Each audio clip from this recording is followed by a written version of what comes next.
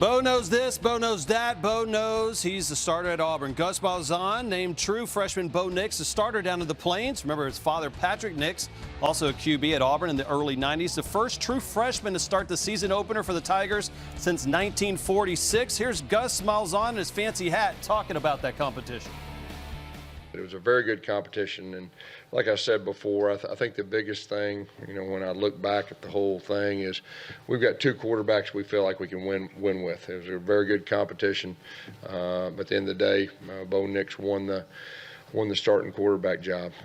He did a very good job, with his attention to detail, with everything that goes with it.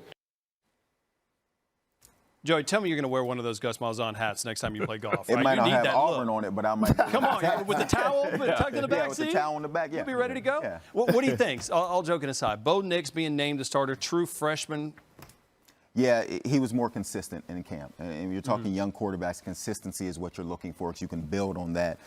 Stays in the meeting room, is a football junkie, enjoys the game. And Gatewood's going to have to play. Bo Nix is just named the starter, but they're going to have two guys that can help this team win, especially with the schedule they have. They're going to need all the quarterbacks they can get. All right, let's start with that, right? They play the Oregon Ducks. You're a Pac-12 guy. You remember that you've watched that team up close and personal.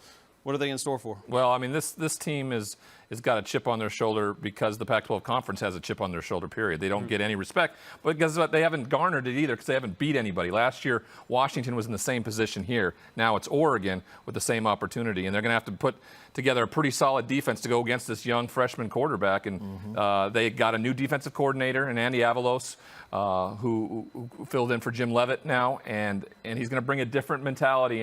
And we were with Troy Dye at Pac-12 Media Day, and he said something to us, which I thought was kind of funny because it's kids. He's like, we're going to bring a defense that no one's ever seen before. So I want to see this. Yeah, I want to see this defense that he's talking about. Well, Dye is one of those players, obviously, the Ducks have said. But they talked about it because with Avalos, Desmond, they're going from a 3-4 defense to now what they call multiple. They want to give a bunch of different looks. How hard is it for these kids to kind of understand, hey, we need to kind of change everything in 1 year and make it work right off the bat against an Auburn squad? It's very challenging, first and foremost, because you have to get used to the terminology. The terminology changes with every coach, every coordinator, so you have to get used to that first and foremost. Then after that, you have to get used to the expectations. Coaches want to put their thumbprint on either the offense that they're running or the defense that they're running.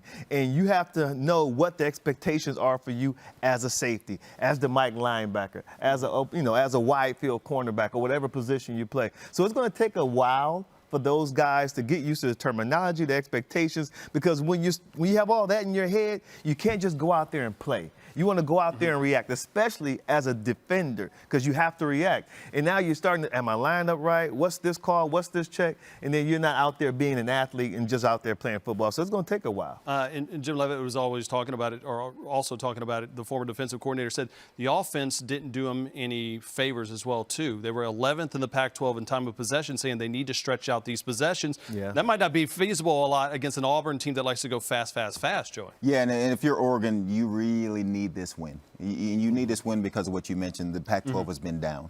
And so if Oregon loses this game, then where do they make it up in the national picture when we're talking resumes, like you mentioned earlier, it'll be tough. Auburn, you're saying they can't, right? Well, Auburn can lose this game, and because they have Bama, they have Texas A&M, have Florida, Georgia on that schedule, they can get big wins later. Oregon has to come out the box and get this win. And you look at it, and you're talking about Justin Herbert, who could be the best quarterback in the country. You're going against a freshman quarterback in Bo Nix against Auburn. The pressure is on Oregon to try to get this win early in the season because they'll be the team that everyone is looking at early.